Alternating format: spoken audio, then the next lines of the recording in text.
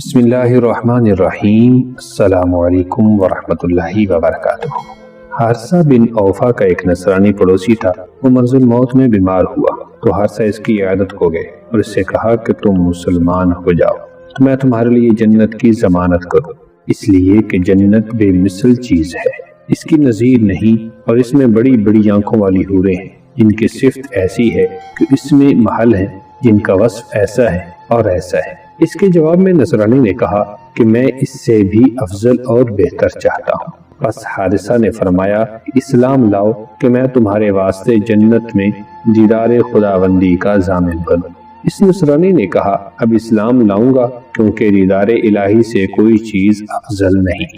چنانچہ وہ مسلمان ہو گیا اور مر گیا۔ اس کے بعد حارثہ رحمۃ اللہ تعالی علیہ نے اس کو خواب میں دیکھا کہ وہ جنت میں ایک سواری پر ہے۔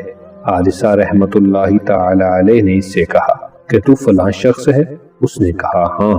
حارثہ نے فرمایا کہ اللہ تعالیٰ نے تیرے ساتھ کیا کیا؟ اس نے کہا کہ جب میری روح نکلی اس کو عرش کی طرف لے گئے تو اللہ عز و جل نے فرمایا کہ تو میرے دیدار اور ملاقات کے شوق میں مجھ پر ایمان لایا ہے، اس لیے تیرے واسطے میری رضامندی اور بقا اور دیدار ہے۔